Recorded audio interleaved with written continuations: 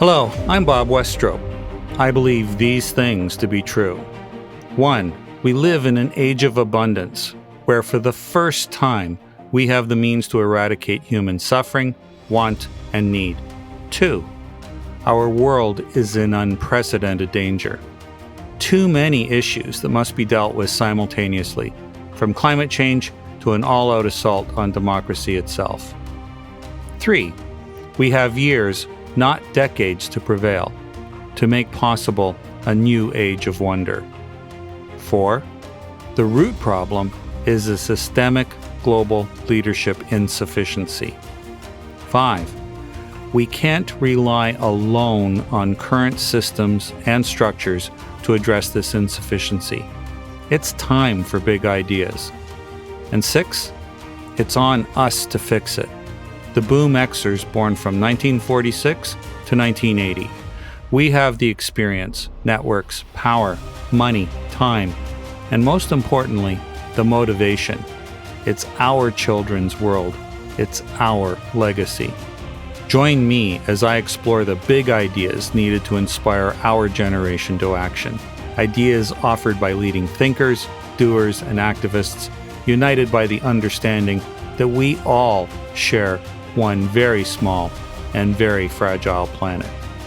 Before we start, the Boom series of podcasts will be brought to you by several sponsors. Since Boom is intended to promote actionable, measurable, and meaningful impact, I wanted to make a statement in the acceptance of our first sponsor.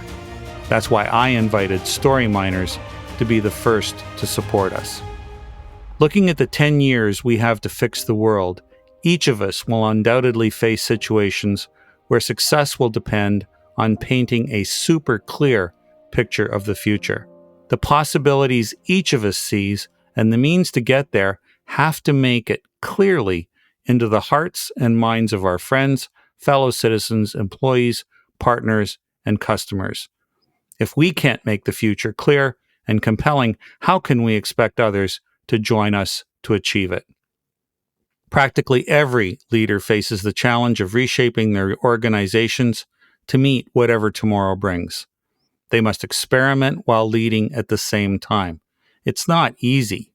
Story Miners understands that strategy is best expressed as the story of who you are and where you want to be next. The easier that story is to understand, the more people can see themselves in it.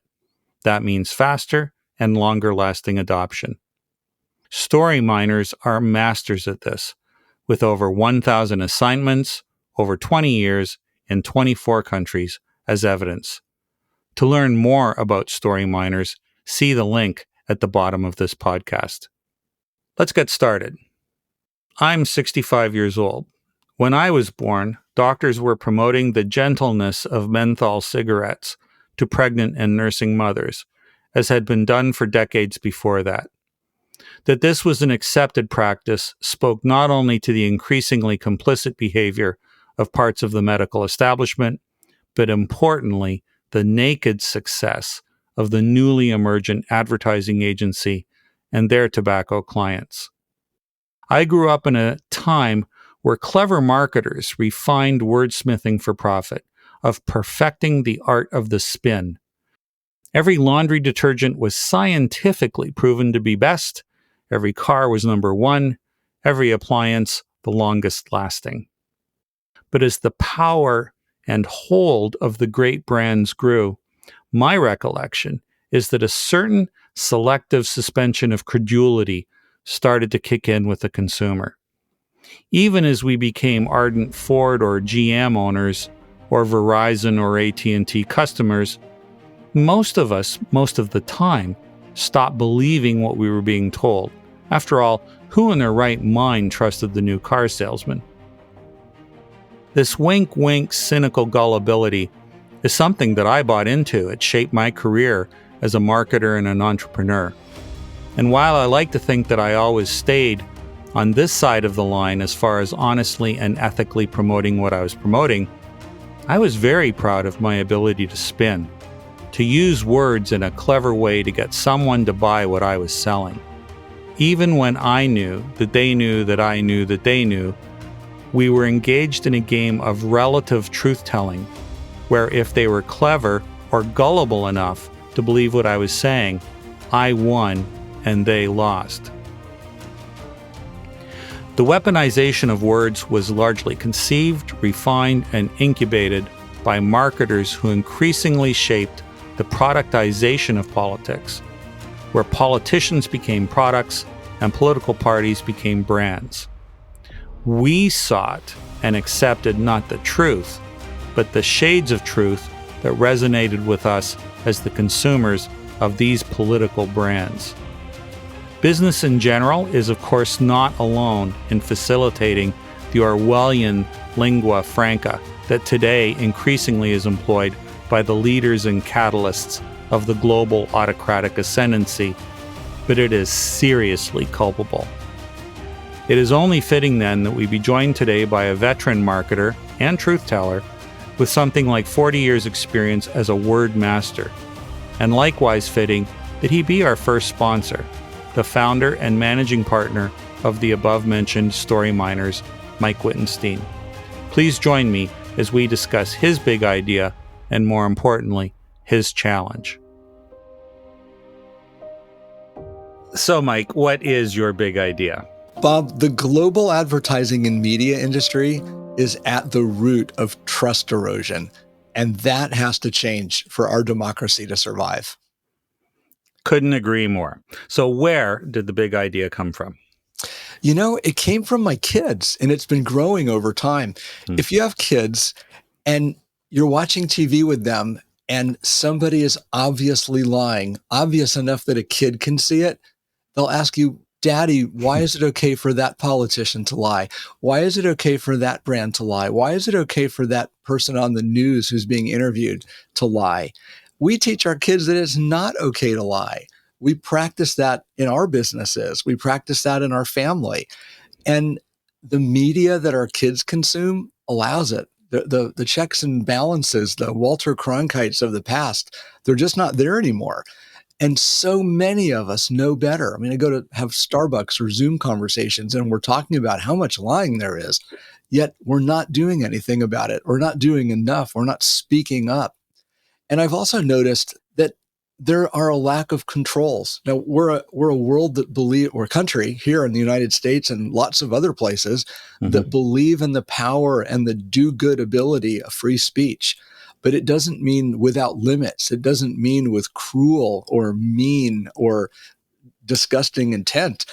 We need to make sure that we've got the right kinds of limits in our language around free speech and laws, and we need to educate better. We need social incentives, even shame to bring to bear attention on the folks who are using lying to their advantage at everyone else's disadvantage. How is it a big idea, or why is it a big idea?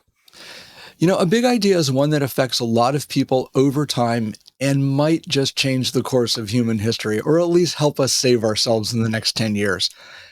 In my opinion, lying destroys value for everyone. Instead of lying, when there are more truths around, they lead to better decisions. You get more progress, and everybody gets more of what they want because there's truth, there's authentic understanding around what everybody needs. And then it's easy for everybody to figure out the right thing to do. When there's so much lying, there's a lot more energy spent and a lot less action taken. Expand on that theme or connect the dots. What problem or issue is this addressing? Well, it's not just one problem or issue. The way we speak is something that we take for granted. And as I've witnessed the last 5 or 10 years as an adult, I've seen that we kind of move in a herd, but we don't even know it. We've got blind spots about how we communicate. We kind of assume that everything around us is just the way things are or the way they're trending. But there are lots of things that can go right if you don't lie, or if you don't have to deal with others' lies. Just imagine this for a second. If you don't have to worry about false claims, what does that mean to your purchase behavior? If you don't have to worry about unkept promises, what does that do for your legal, for your supply chain, for your business? If you don't have to worry about deceitful manipulation, all those things, the lack of helps you feel safer and helps people feel closer to each other. We can all be more human. We can have a more enjoyable world to live in, and we'll make better decisions. When there's less lying, the world just feels fairer and our choices matter more. To kind of sum it up, this phrase came to my mind the other day. Lying is like an invisible tax on all of us. It sucks our energy, our resources, and our options. It's like reducing lying would, on the other hand, would let us use our time and our energy and our resources a lot more wisely. We could be more focused on the problems that matter and on the things that we enjoy. But lying just sucks up our time and our energy. It's just, we don't need it.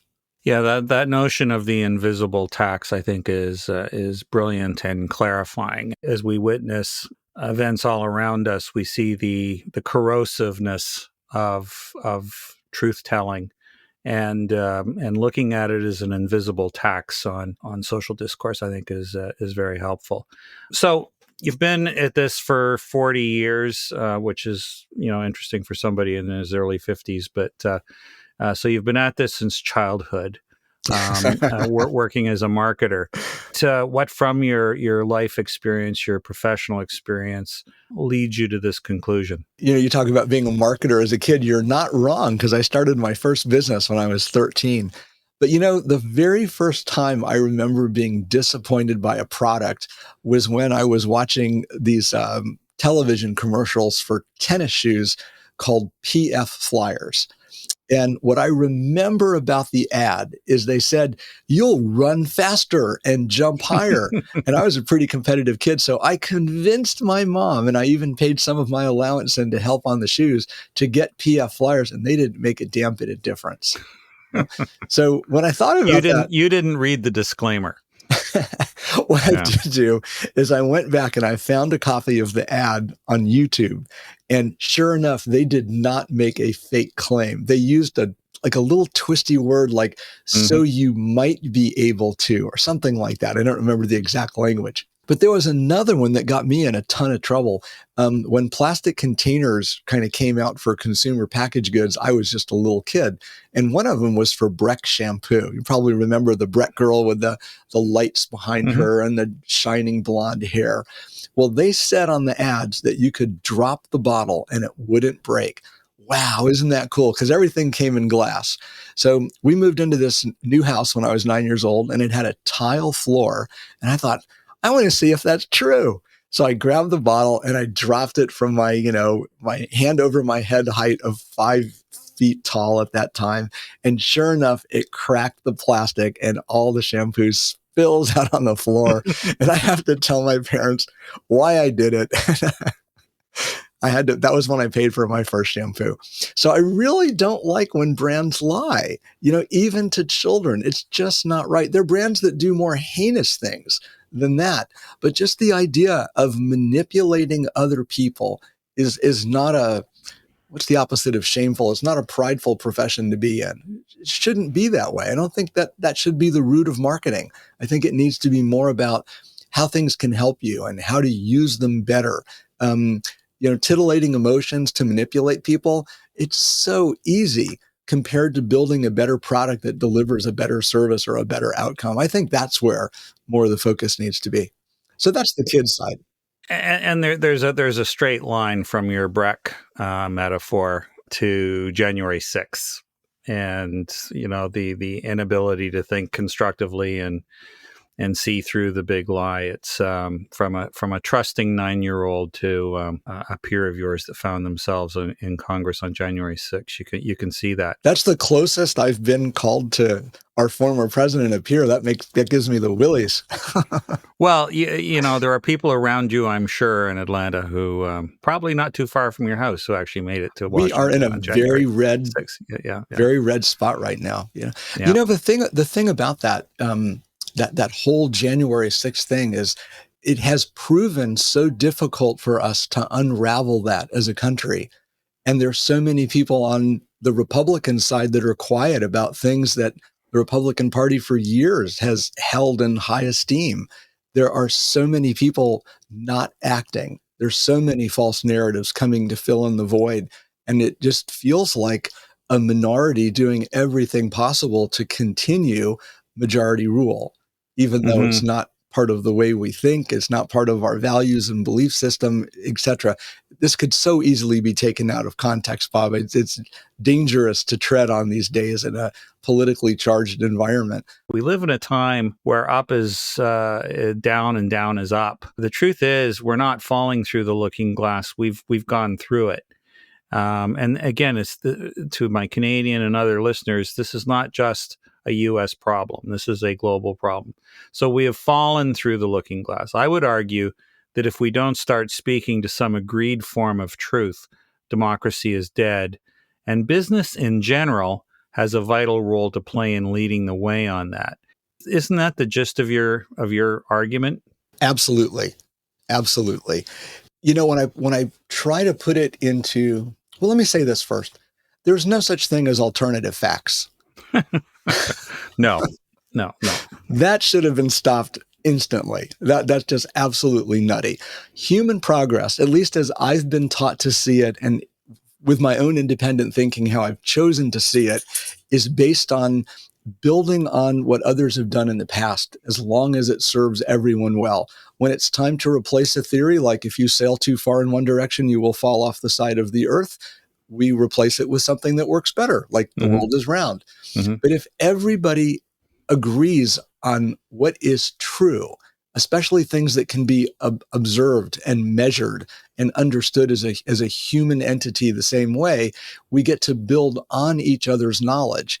And that creates a virtuous cycle rather than a tear down cycle of ripping things apart. Or, in the case of back to political parties again, we've got one side that is advancing agendas, the other side that tears down anything, but that has no agenda. So the idea of building on these truths requires everybody to be in the same boat. You know, as I listen to you, a lot of actors have had a role in the erosion of truth and trust that you talk about. And it's beyond the scope of our discussion today to try and tackle all of the challenges that all of the actors need to address. You're a marketer. I'm a marketer. We spend our lives spinning. I assume, like me, you think you've done that honestly and ethically, but there's still the spin. And, if I think about my experience with the people that I worked with, as it seems to be always the case, the practitioners of anything are very often certainly part of the challenge. And so what would your peers, your professional peers think? Your clients, well, it's really your clients, I guess, you care about. So what would your clients think about this commitment to truth-telling? The knee-jerk reaction, the gut instinct would be, whoa, that would be amazing. Like if I could eat all the chocolate in the world and not gain a pound, your instant reaction is, that's goodness. On the other hand, a lot of us have been trained to think that big things are too hard. Our bias is that the institutions that we've built to serve us are fine. Well, the problem is they're not. They're not the right size to tackle the problems that we have. And we are trying to tackle coronavirus with a World Health Organization and national versions of the CDC and a bunch of independent players, but we don't have the ability to act collectively. Anytime I've noticed that my peers, my clients, people in the media kind of respond to a really big idea, one that's healthy, that's good for us, that we should be working for, like a moonshot size thing. Their first reaction after yay is no way. And that's really sad. It's disheartening. Those no way moments are exactly the ones that we should be doubling down on and really focusing on. How can we garner our resources? How can we work together? How can we brainstorm? How can we change our own perspective so that those things that we need the most become possible? Because that creates benefit for everyone. We talked about lying being an invisible tax. It really is. It's kind of like the mafia. The economic model of the mafia is they take out of the economy, out of people, but they don't put anything back in. It's a one-way, not even an exchange. And that's what lying is. It's a one-way conversion of public goods, benefit, or capabilities to just a few individuals. It's the teeter-totter is way disconnected. So they think it's hard and it's scary. And we don't have a history of doing really big things like that together, other than like in our previous conversations, you've talked about the Manhattan Project or Kennedy's challenge to, get men to the moon and back within the decade, those kinds of things. And it's time for more of that kind of thinking. Now, in the preamble to this podcast, and as you point out, sort of all the foundational kind of literature out there, we talk about our aspiration being a new age of wonder, a time when we are focused as a species on a joint future. How does this, if we were to get business to clean up or transform its role as far as contributing to this corrosion of trust, how does this help us on that path to a new age of wonder? You didn't tell me you were going to ask such hard questions on this podcast, Bob. But that's one of the things that you do very, very You're totally well. up for it. I don't know if my brain is big enough to actually handle that question. If we don't do this, we might end up even more divided and separated than we are right now. In a time when we have an abundance of education, telecommunications, health, the lowest amounts of war and poverty in human history on a percentage basis, we might be going back to medieval times. We might be going back to the Dark Ages, disconnected, xenophobic, angry and warring with each other. We might be wasting a lot of our resources on futile ends that really aren't true, because lots of warring, lots of stealing is based on lying. So if we keep going down that path, we're going to be in more and more conflict and more separated from each other. During this time of COVID, we've all learned how important individual connection to each other is. And there are thousands and millions of stories of how people have reshaped themselves, how they've grown, how they've helped each other out, how they've become better. There's been lots of death, there's been lots of suffering, and there's been lots of goodness as we've come more together. So if we allow lying to continue, we will continue to destroy value for the majority of us. You're touching on dystopian possibilities. As much as most of us trying to be glass half full folks, we try not to go there. I couldn't agree more. I think if we can't come to an agreement on what truth is in some broad and general term, certainly democracy is dead, and that's a prospective future that's a near future, not a far one.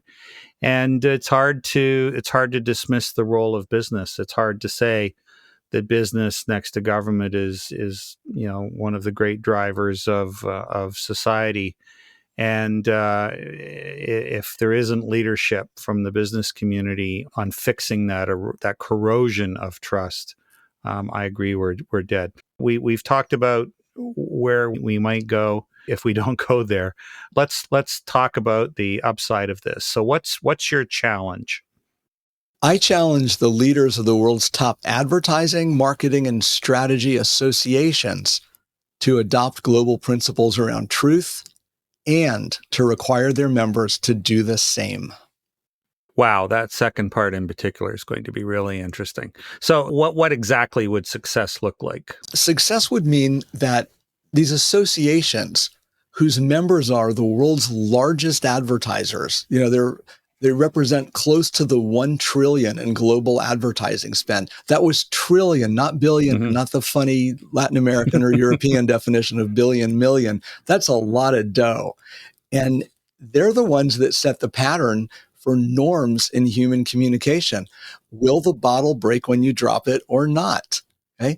So if they start and get on the same page around truth, there will be a common ground.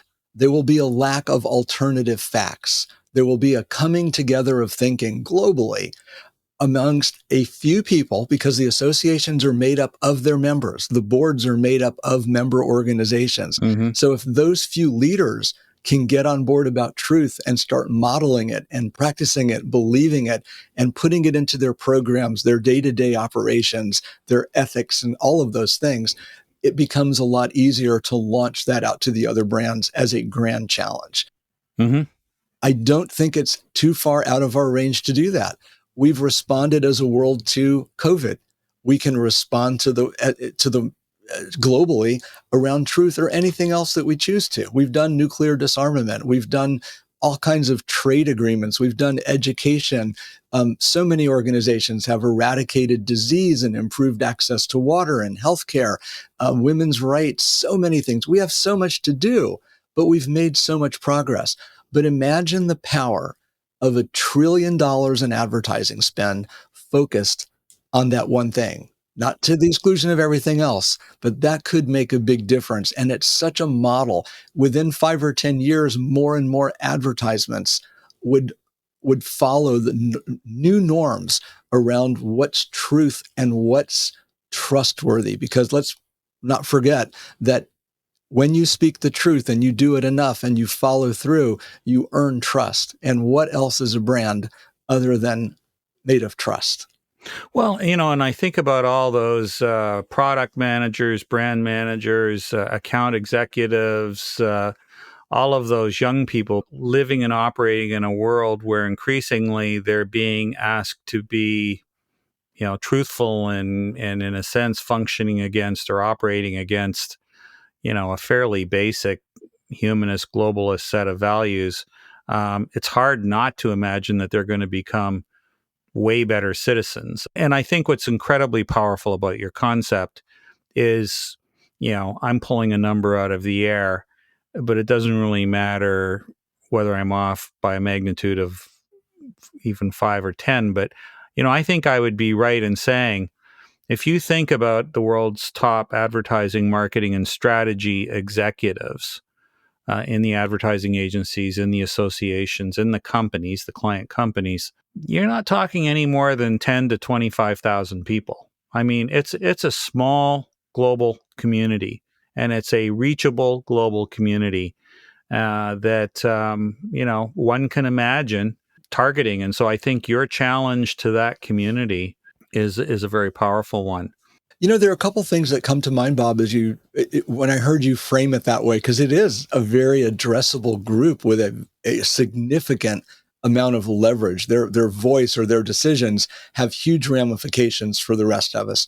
Granted, it's advertising. It's not the most important thing in our life, it's way up but there. It does set precedent, and it's continuously visible. One of the things that I think would be really helpful for this collection of association leaders to do is to fund some work on the cost of lying, because we don't know what that is. Individually, liars believe that the gains far outweigh the costs, even when it involves their personal brands, when it involves their personal fortunes, etc. Lying, cheating, stealing. We're taught that as little kids that's not right, but the people who do it gain a lot, and at least they think they gain a lot. But and that's individually. But to gain individually, you have to kind of do harm to a lot of other people. We don't know in measurable terms what the cost of lying is, and we need to. And if we tackle it as a collective, we can figure that out. We've got more data, metrics, and understanding of individuals and individual decision-making than we've ever had in history. And we just need to focus those filters on figuring out what is the downstream of a lie. And I think this is my gut professional instinct talking right now. Is I can't support it with numbers, but I think we're going to find that at a personal level, at a business level, at a brand level, that we're losing a lot more than we think. Lying is not good business. The best, most successful brands and leaders have espoused that for hundreds, if not thousands of years. We just need to learn that collectively.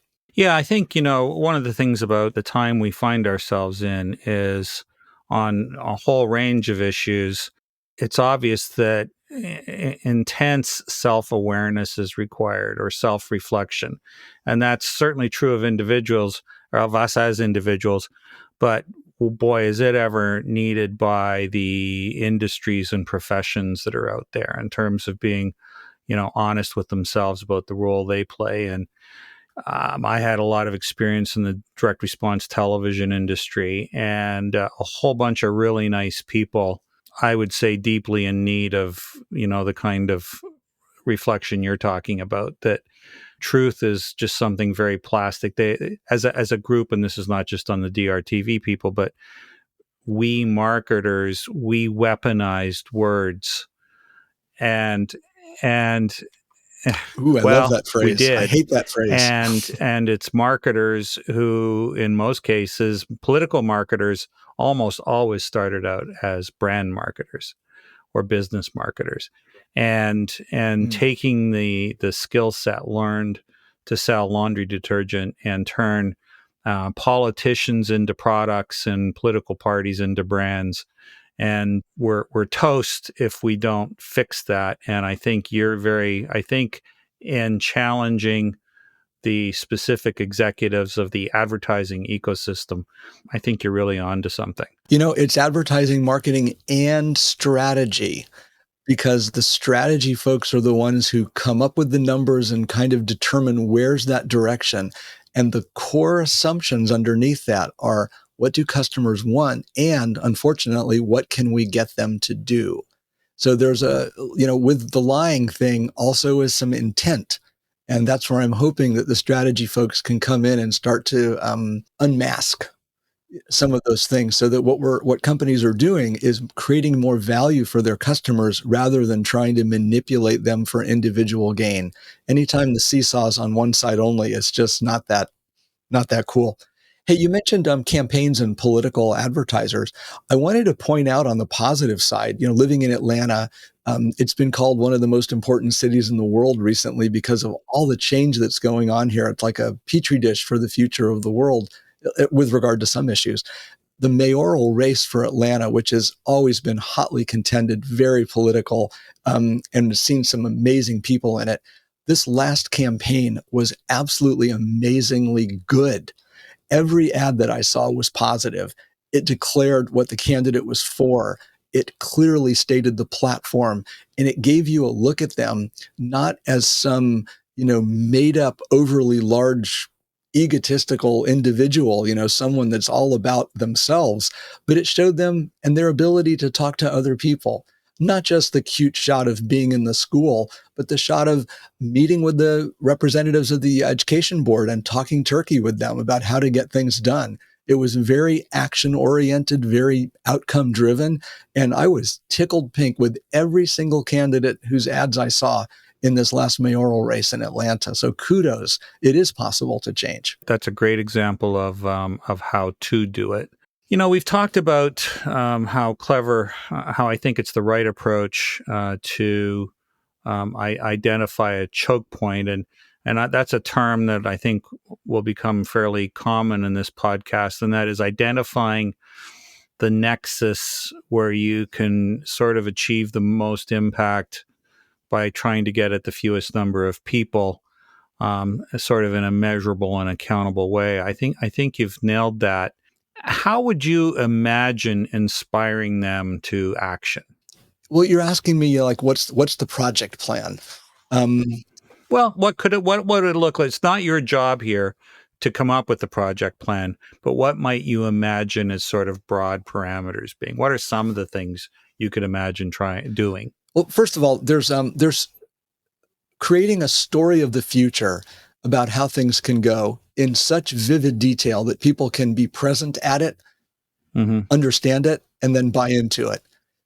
To get to that point, it takes more people. That's not one person's Mm-hmm. vision. Exactly. Nobody's got a Yep. brain or an imagination big enough to do that. We need to do it by us, for us. So I think the place to start recruiting those minds from within that target audience of advertising, marketing, and strategy association leaders is to do some like rotating board level presentations. Work really hard on that first storytelling that you do so that people can understand the intent, so that it raises emotions in them that they've been dealing with, but all by themselves. And it gives them that sense that a different and better future is possible. We've got to introduce the concept, and we've got to get their feedback so that we know what are the first steps to take so that the next story can be better. It might be some kind of a position study. It might be lying research. It might be a promise, if not funding, to do some of these real-time dashboards so that we can all know what the truth is. Who knows what they're going to say? But getting that first story done and then sharing it at board level presentations in the associations and then having them field trial it with some of their members is a place that I would start. The second thing I do is I look for more presenters. It's kind of like dropping a pebble in the water and watching the ripples go out. Once you go through the first 2 or 3 ripples, those are your prototype phases. Then you want more and more people capable of presenting it. And the trick there is to make sure that the whole thing comes across as an experience for them, because each one is going to be Harry Potter on a hero's journey. Not that they're going to become a wizard and defeat Voldemort, but they are going to go through a time of self-reflection.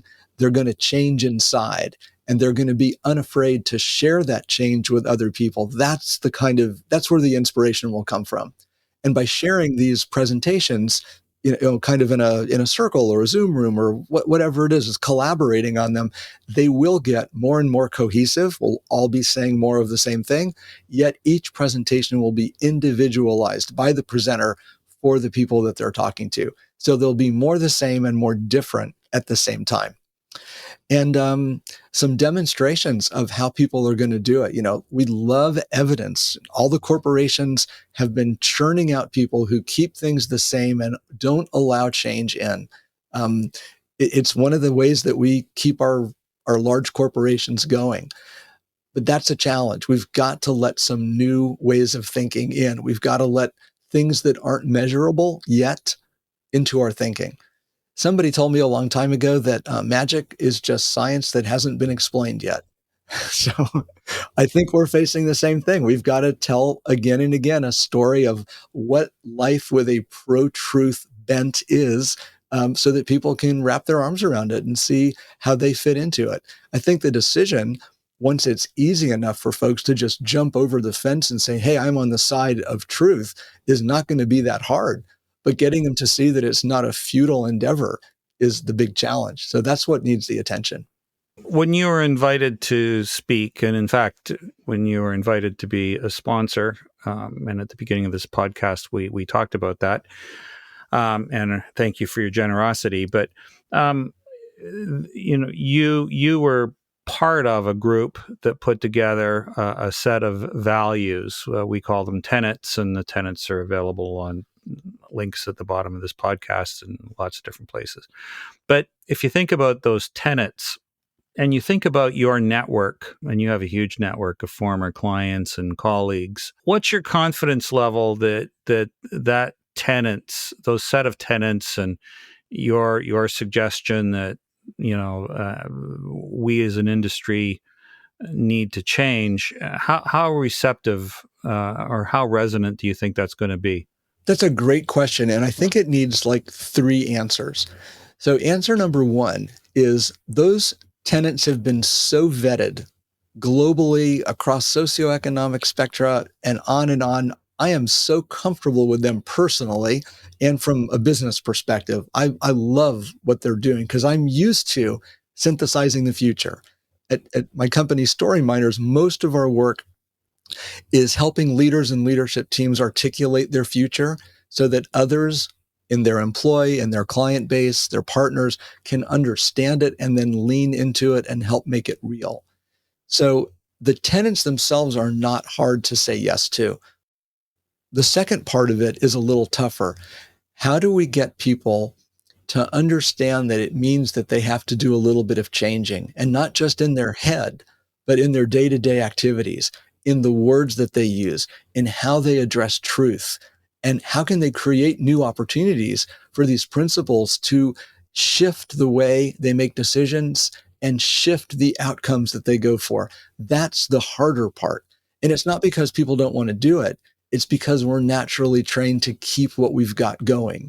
We have, and here's the big thing, and this is in the principles and the tenets, we have a scarcity mindset in business decision making, yet we live in a world of abundance.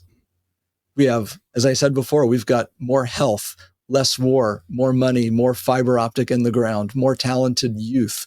We have so much goodness, but we're practicing being skimpy. It's a different kind of mindset, and it takes some time to get used to it.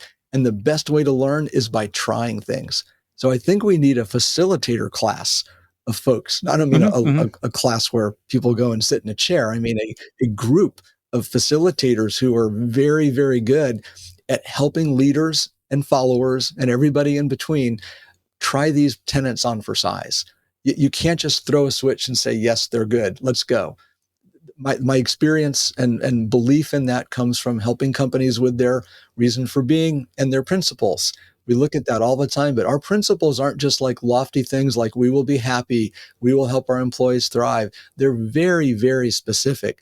For example, one of ours is we will never do business with a company that by design harms others. So we don't do porn, we don't do vaping, we don't do anything that has negative effects on people. That's not too hard to put into practice. No, that would seem pretty basic. Yeah. And there are others that we can, other of those tenets just need to be translated into, rubber hits the road kind of moments for folks. Yeah, we need to reach a stage where an account executive wouldn't sell his or her services to a tobacco company, or a young graduate from a marketing program, an MBA, simply would not consider joining a tobacco company, or somebody that does harm. Yeah. Well, the Women's Tennis Association this week is making their voice heard by pulling out of some games in China and encouraging people to boycott the Olympics. I don't know if that's too far or not. I'm not read in well enough on that situation. But that's the kind of ethics. That's the kind of personal commitment. Vote with your feet, vote with your mouth. Don't wait. Get things done the way you think they need to be done. That's smart. And the more of that kind of behavior we have, even if it creates a little bit of tumult, it's visible and everybody gets to see. It's more accountable. And I think people can learn faster from what they can see that's true than by being fed all kinds of lies all the time in very subtle and sophisticated forms. Here's an example. A lot of the commercials that we see on television, at least in my area, for all kinds of medications that will extend your life, blah, blah, blah, they have this basic format. You should use our drug because it has this benefit for you. And then it shows happy scenes while they read all the counterindications. You may explode. You may die. You may suffer. I'm kind of provoking you here a bit, in that I think the reason for real optimism is that I'm reasonably aware of your network, and my guess is if you were to pull the trigger on an initiative tomorrow, there's quite a few people that and you've worked with would be interested in jumping on an initiative like, broadly speaking, you're talking about. What do you think about that? I think you're right. And I think what we need is a little bit, I'm going to go in a different direction than you might expect, Bob. I think what we need, and maybe what Boom could do, is set aside or create or magically make happen some kind of fund that would allow people the option to go off and pursue these projects. And it doesn't take a lot, but if you're going to, it's going to take a ton of time. And that means you're not working with your clients because you're basically asking professionals to do this, people that are in these associations, working in the industry, not necessarily out of it for 15 years. They might not be seen as relevant, although their thinking definitely is. It would be great to have a little bit of economic grease and some shared tools, because I'm sure you're thinking of starting a bunch of different initiatives or encouraging people to do that and be very, very specific. But that could make all the difference in the world. So I'd love to see a fund put together that would let people tap into it for very specific needs. If I needed 10 people to make telephone calls and I could volunteer, talk to them, but they could get something for their time, that could make it possible to get more done sooner. I'm involved in an organization that's trying to improve the way we vote, and the going is so slow because everybody's doing it with their volunteer time and effort, and they're reaching out to people with their volunteer time and effort, and it's just slow. that is the connected dots to the Gen Xer population that I think is most relevant, and that is that we do have the time and the financial wherewithal as a generation and the motivation, but we have the experience. And as you say, many of us are still active in the workforce. Many of us are not, but have recently been in the workforce in different capacities. And so we have the resources and the experience necessary to take on the challenge that you identified. The question is, are we going to do that? Can we mobilize, as I call it, that militant middle, and get them oriented on many projects, all on the same scale as you're talking about. In some respects, you've said this is a small thing. It's global scale in order for it to be truly effective. And it's something that is it's actionable and attainable. So it's a great cause. What you're making me think about are the practical implications of all of this. So can I share a couple of thoughts on I'm going to look at this individual project, and I'm also going to imagine that you have 20 of these things going on under the Boom moniker.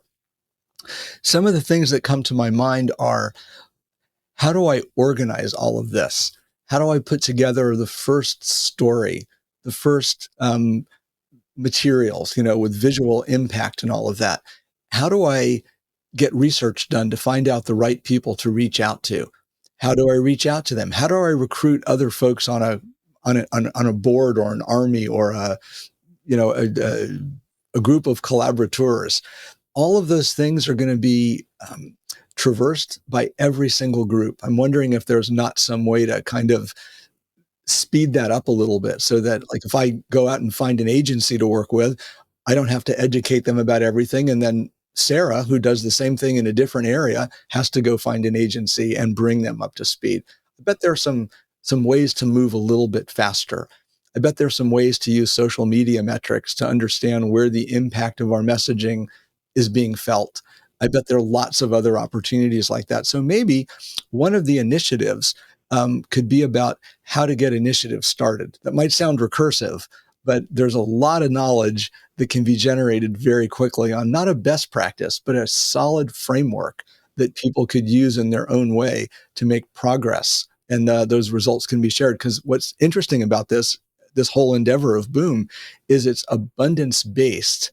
It's not scarcity-based. And there is no competition. The only competition is dystopia. So we're all working together. There'll be a readiness to share with each other. It's not like corporate walls and that kind of thing. Mm-hmm. Excellent. That's actually a great conclusion to this. You've presented, I think, a really strong idea and strong challenge. Thanks very much, Mike Wittenstein, for a great big idea and a great challenge. Thanks. And thanks for not holding back on the tough questions.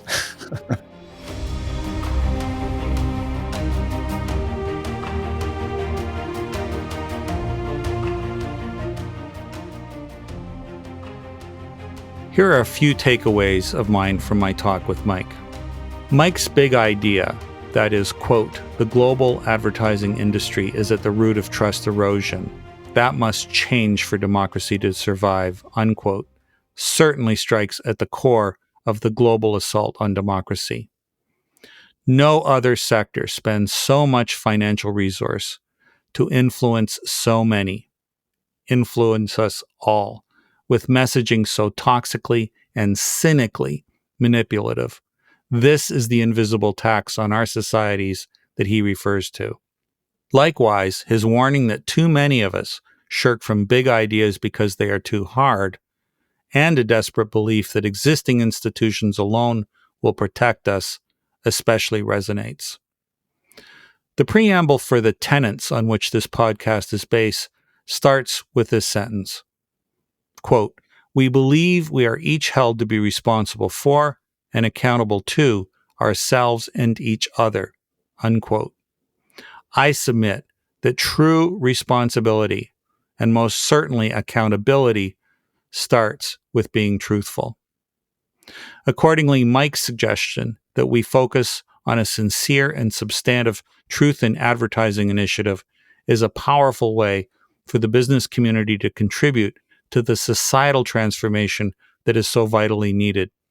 In turn, his challenge to the leadership class of the world's trillion-dollar advertising ecosystem, including agencies and their clients, is inspired.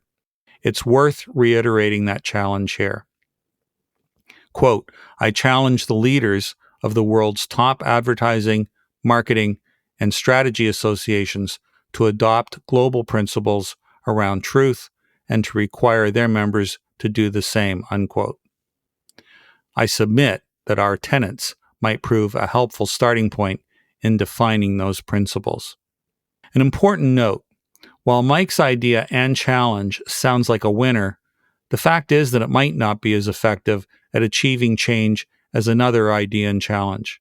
Or it might be the most effective way to achieve the desired results in the time frame needed. We won't know until we try and learn from as many of these big ideas as we possibly can. For the time being, here's how I'd like you to follow up on Mike's challenge. There are a number of ways. First, click the follow button wherever and however you are accessing this podcast. See the links at the bottom of all print postings. Please note that at this time, we are not asking for your email address, but it is vital that we build a follower base as quickly as we can with your help. Second, please share this podcast with as many of your friends, family, peers, and colleagues as you can, and ask them to follow us. Third, please engage in the community discussions on your preferred platform, LinkedIn, Medium, or Facebook. These discussions will help elevate and refine the big ideas and the challenges that have been issued. Fourth, and perhaps most importantly, imagine a world where advertisers, in fact, all of us who sell something to someone else, conduct themselves in a manner consistent with something like our tenets, taking the vanguard in the war on truth. And imagine how you and your peers might leverage your years of experience, your time, your connections in a specific, measurable, accountable, and relevant effort to reach and influence the advertising and marketing executives that Mike identified by 2035, to in some small yet vital way make the world better as only you can. Let me be frank.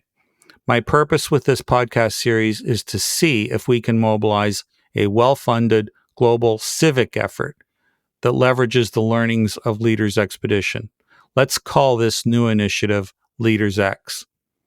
If we want to change the way the global advertising ecosystem works in the next 10 to 15 years, and countless equally daunting initiatives like it simultaneously, I believe nothing less will or can work.